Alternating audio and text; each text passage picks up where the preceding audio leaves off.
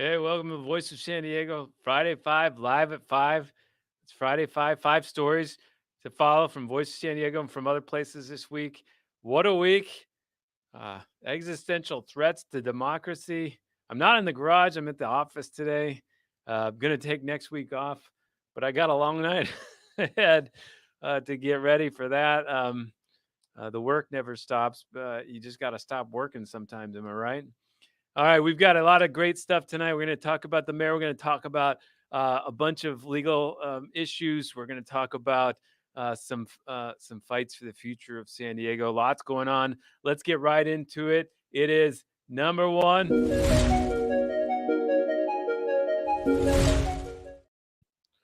That's right. Tonight's number one story. Can Kevin Faulconer be the governor? Mayor Kevin Faulconer wants to be the governor of California. He's a Republican. Seems like a long shot, but he's laying the groundwork, clearly laying the groundwork. This week, he did his last Kev talk. I'm not sure if you're part of this little world, you know about the Kev talks. If you're not, let me teach you. So Kevin Faulconer, the mayor, goes to the Downtown Partnership. Every year, the Downtown Partnership has a big thing where they bring in their new chairman, or chairperson, and they talk about, here what we're going to do, all the people that made this happen. And here's a lot of backslapping. You go there, you have a few drinks, you talk about all the real estate deals you want to do, all the big things you want to get achieved. And so Kevin always gets up, the mayor, and all mayors before that have been, well, not all, but recent mayors have gotten up and given this sort of roast. And every once in a while, he slams the Voice San Diego. I'll never forget a long time ago, 2011, 10 years ago, the mayor got up at one of these things and made fun of me for having to lay off people. It was the worst experience of my life, lowest. And he's like, ha ha, they don't know so much about budgeting after all, huh? It was awful. So I've gone through a few of these. Here was Kevin Faulconer with this year's version of the Scott Slam. When we closed the beach access, some people said I banned surfing.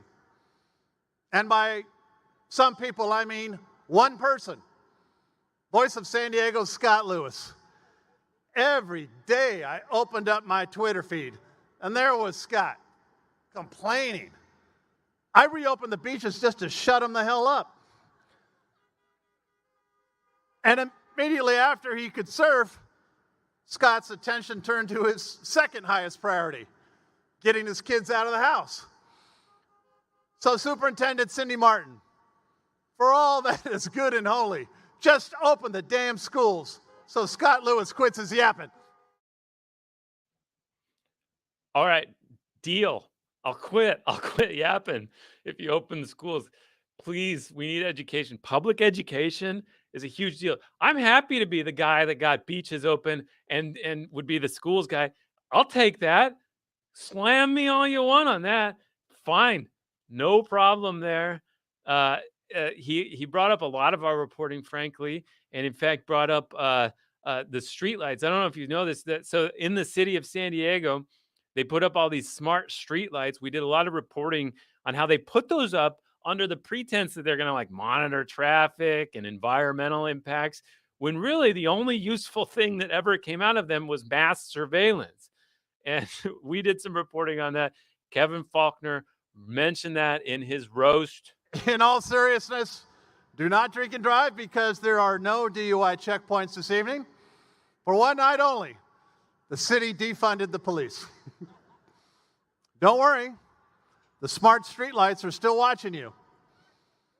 You didn't think Kev really turned them off, did you? Kev sees all. Kev sees all. Ha ha, mass surveillance. I'm watching you. That's a good joke always, People really love the I'm watching you joke. All right. He did also hit the governor, and this is what our topic was. Governor Newsom would go on at noon to give us all the bad news. Like when we entered phase 1 of stage 2 and the 4th reopening plan with new guidelines for the modified state homeowner that required a self-attestation, which moved us from the color-coded tiers to 50 shades of gray. Super clear, brother. All right, there's a gov slam for you. So, well, here's the thing. Kevin Faulconer is clearly laying the groundwork for a run for governor. Will he actually pull the trigger? I don't know. Tough run, no question. I don't know if he's got the uh, interest that it would take. You got to run it all the way across a massive state. It's a country, frankly. Got to have tons of money. Got to have a lot of momentum to oust an incumbent. But if the governor keeps stepping in it like he has been, what is he doing going out to dinner? I defended him last week a couple of points. I'm like, well, at least it was outside. I mean, I made fun of him on this show, the Friday Five Live at 5. But it's like, if he's gonna go out like outdoors, I went out to an outdoor meal. I don't hang out with a bunch of people, but it wasn't that big a deal. It seemed like a little bit less inconsistent with his men. But then the photos came out and he's not outdoors. What the heck, man? So if he keeps doing stuff like that, maybe there could be something. Little note about Kevin Faulconer's political biography. So when he ran for student body president back at SDSU, he didn't get the top spot, but the guy in charge got in trouble with the scandal, fell out, had to leave, and then Kevin Faulconer took over. Same thing happened for the city council run. Guy who beat him ended up going out in a scandal, and then he took over the city council seat. And then when he, of course, won mayor after Bob Filner fell out in a scandal. So it's not impossible to imagine something similar happening to Gavin Newsom. All right, number 2.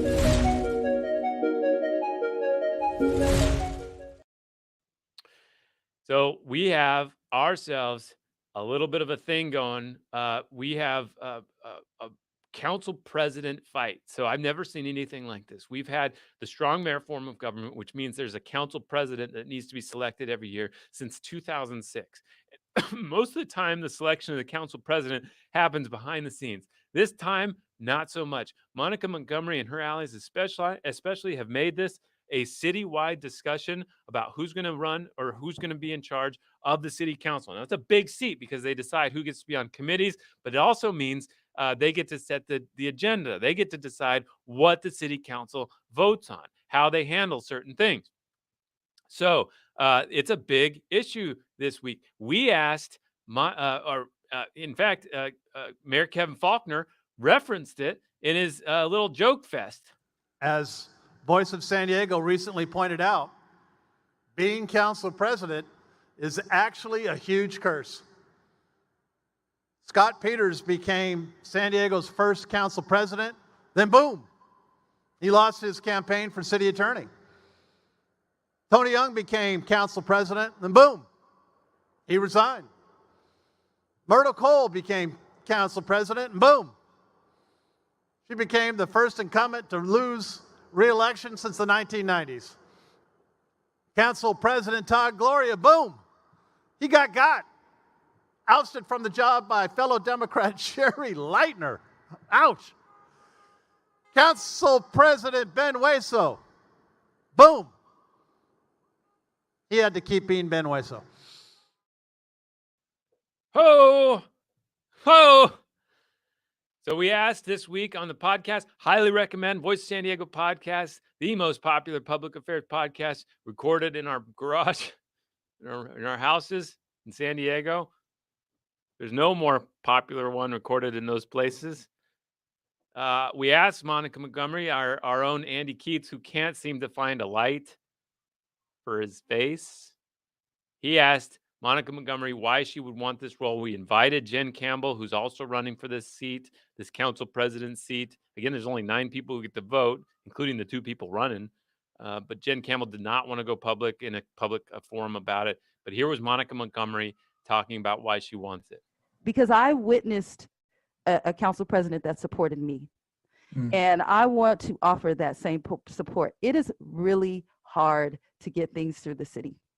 And until you've experienced that, it's kind of hard to grasp that. But I want to be there in that role to provide that how. How do we move these policies through the city? And I will not neglect or hold off on what I have done and what I need to finish. So there you have it. We have about 2 weeks, 2.5, 3 weeks until the vote is made. I think it's December 10th. the choice between Monica Montgomery, Dr. Jen Campbell. Jen Campbell represents the coastal district. Monica Montgomery represents southeastern San Diego. It's turning into a really interesting discussion about the future of the city and who should decide the priorities of the city council. We're going to have some updates tomorrow in the politics report. Sign up for the politics report from Andy and I as we go through some of this stuff. All right, our number 3 story of the week.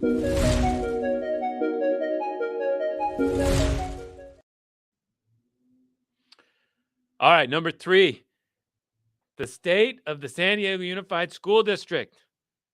The state of the San Diego Unified School District. Well, let's hear it from Cindy Marten, superintendent. The only thing more inspiring than the work of our staff during this crisis has been the work of our students. And since the state of San Diego Unified is always equal to the state of our students, the state of our district tonight is unstoppable.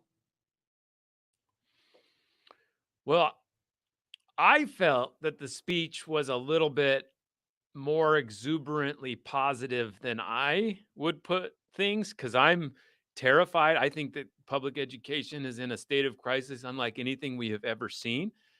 Most of the speech was about all the things the district has accomplished. And then it was also an enumeration of the ways that the federal and state government should give San Diego Unified more money and should allocate more money to San Diego Unified. There was one part where she said, 2 parts where she said equity was could be exasperated, inequity could be exasperated, and a couple of other points she made about how hard this is. But I didn't feel like it really hit the desperation a lot of us are feeling right now. The school district got mad when I pointed that out on the Twitter, and they said, "You're wrong. It was really good speech." And so I recommend watching it. State of the District speech. It's like 14 minutes. You tell me, was it a little bit more positive than you're feeling about schools, or was it empathetic to your situation? I would be interested in your take. I'll follow up on some of these questions and comments. It looks like there's some conversation happening. We'll get to that. Number 4.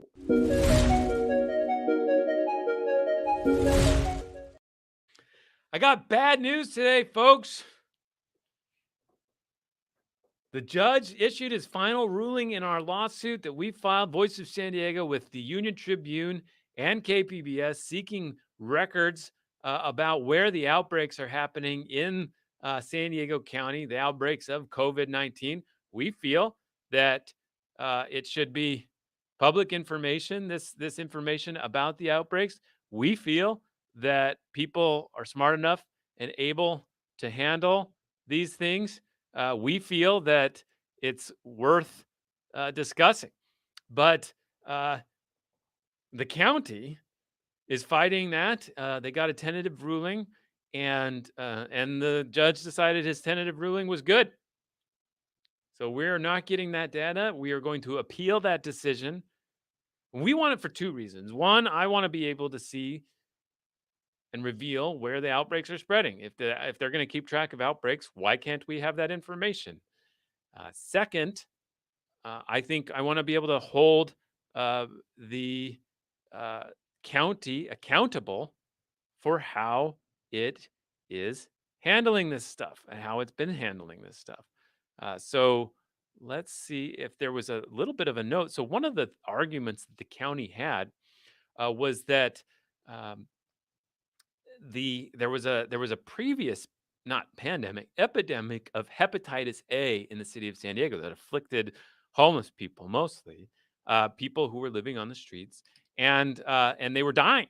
And after that happened, Assemblyman Todd Gloria passed a rule that the county passed a law must share information with local cities a lot better, with people a lot better than it was before. Now, the county used that law as an argument about why it shouldn't have to release that information to us, that it was confidential and it only required that they give it to cities, not to us, the people.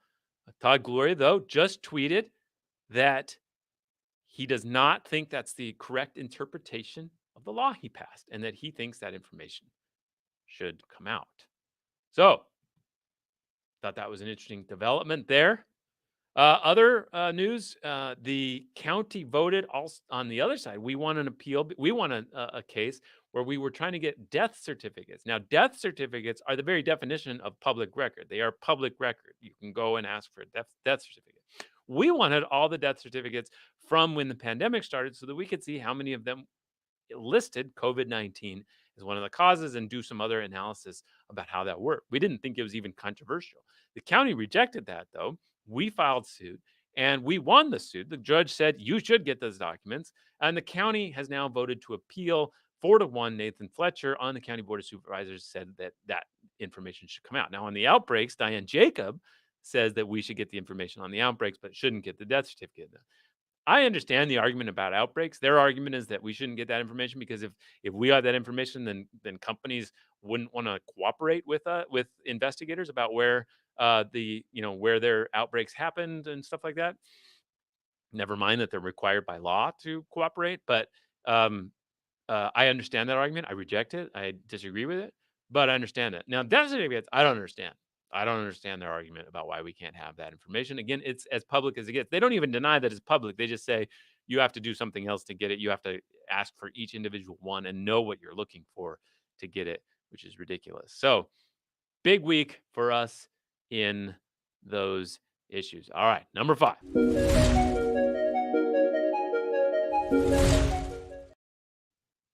This week, Governor Gavin Newsom approved a curfew, 10 p.m.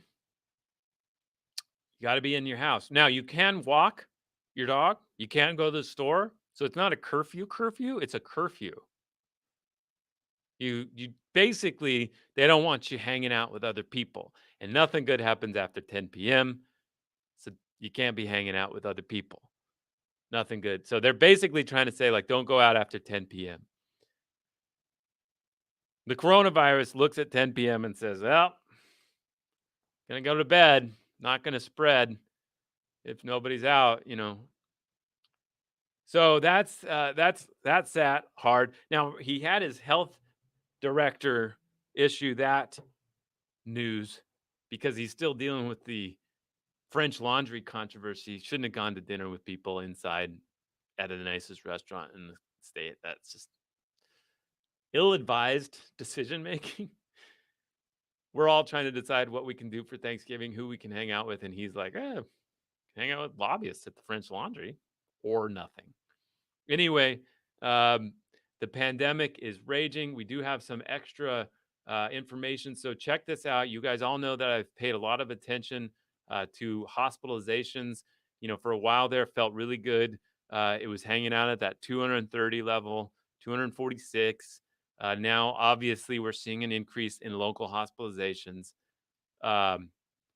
It's just, it just breaks my heart. What are we doing?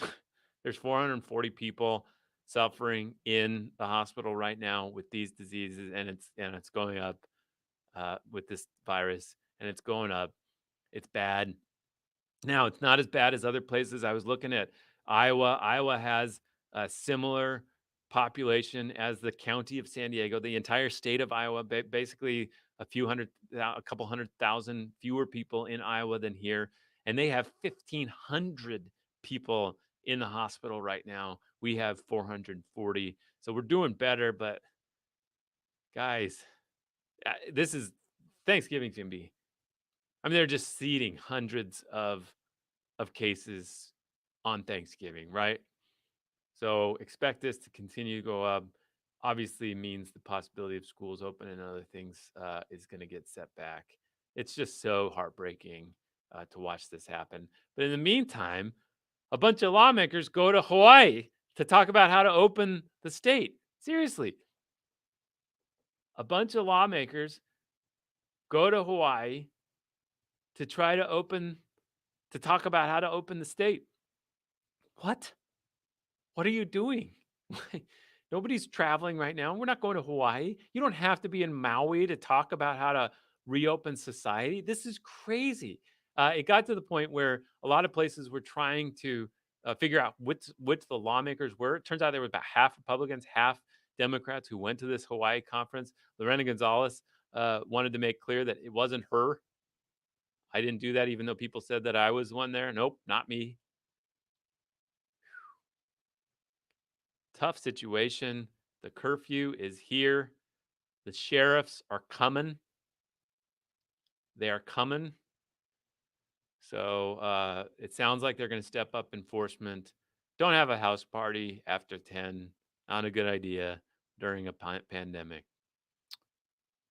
All right, that was our Friday Five. Let's go to some questions and comments. Let's go to Hawaii, Scott Lewis. All right, Pedro, let's do it. Let's go talk, because we can't talk here. We can't talk over the Zoom. The Zoom sucks. Let's go to Hawaii. Yeah, there are exemptions. You can go out after 10 if you're going to walk your dog. If you're going to go, look, just don't go to parties. That's what they're focused on. They think that a curfew is equal to don't have parties. They can't just say don't have parties because they've said that. And now they're saying the curfew gets that across. This curfew seems like theatrics to me, and I'm a strong coronavirus. It does feel a little performative, but again, they're trying to attack where they think this is spreading, which is parties. So what if I'm getting out of work and walking? Again, you can be out walking. They don't care about that. They care about parties. Exactly, but as a PR person, Faulconer knows how to put lipstick on a pig better than most. Does he? I think he's one of the best people at not saying things at crucial times. And you think like, he doesn't really like say anything incriminating, but also nothing really tremendously bold. Am I missing something? What big wins has Faulconer had that San Diego would set him up for a successful run for governor? Okay, this is a good question. Nothing. I mean, there's a lot of, they lost the Chargers. I don't know if you remember that football team that was here. There's a lot of he supported Soccer City and that failed. I mean, he wanted to transform a parachuting indoor skydiving facility into a homeless transition facility, and now that's fallen apart. I mean, a lot of things have gone poorly for the mayor. The thing that they keep rolling out basically two or three things. One, that the homeless point in time count, the census of homeless residents, it's gone down here, and it's the only place in the state where it's gone down. Now, there are reasons they adjusted how they counted. There are other things that happen that put that into context that's not that favorable. But that's the first thing they point to. The second thing they point to is his support of the climate action plan and the 100% renewable energy goal that the city set. So those two things, plus he's hoping for, frustration about how power is managed and stuff like that. Now, remember, if he's frustrated by how electricity is handled in the state of California, the natural conservative argument about that is that the government has tried to make electricity too clean, too green, and thus has made it unreliable. That's the basic conservative talking point around that issue. Well, he here is on the record supporting 100% renewable electricity mandated by the city of San Diego, and switching away from the private provider to do that, and having the city manage that task of getting electricity. So he hasn't taken a conservative approach on that. So that's going to be a really interesting conversation. Now, one of the things I think he has to think about, getting through the primary to run for governor is not going to be easy as a Republican, because there's probably going to be somebody who's a more Trump-like Republican than Kevin Faulconer running. And thus, it's going to make it hard for him. They might be more popular that way.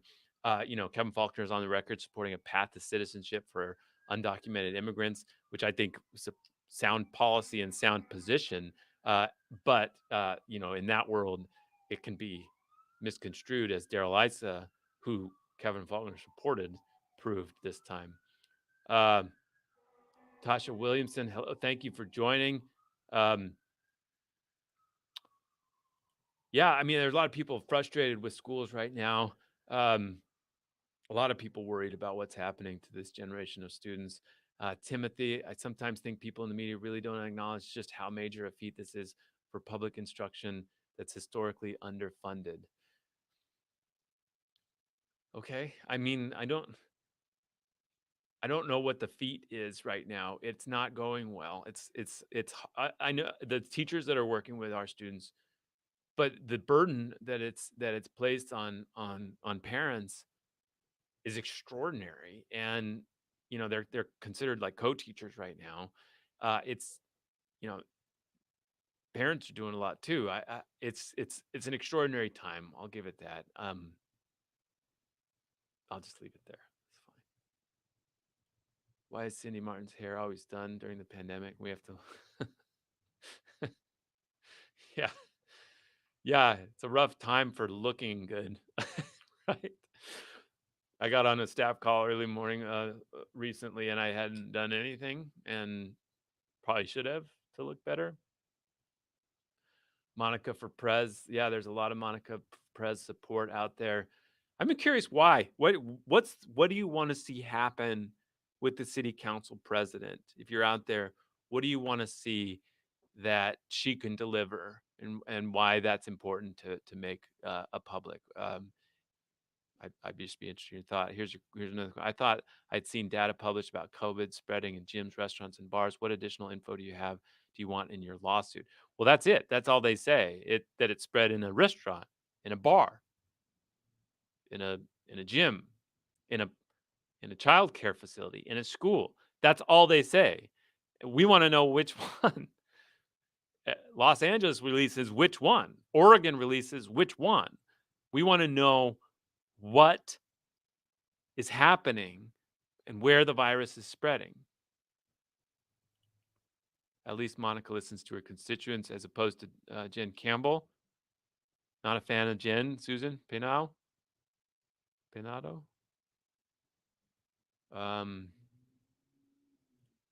Ain't nothing funny about Mayor Faulconer's roast. The fact that he wasted millions of dollars. Fair enough. Fair enough.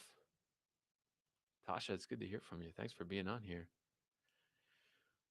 So those are the issues going forward. I'm gonna take next week off. I'm supposed to take next week off, not work. Doing my best to make that happen. So no Friday 5 Live at 5 next week. Enjoy your Thanksgiving. Be thankful for it, for your people, if they're healthy and with you.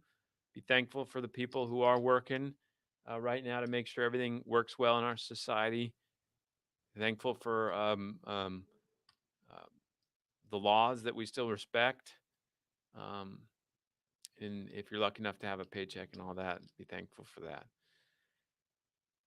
That was weird. All right. I love you all. Thanks, and have a good weekend. Have a good week. And we will talk to you in 2 weeks' time for the next Friday 5, Live at 5 from Voice of San Diego.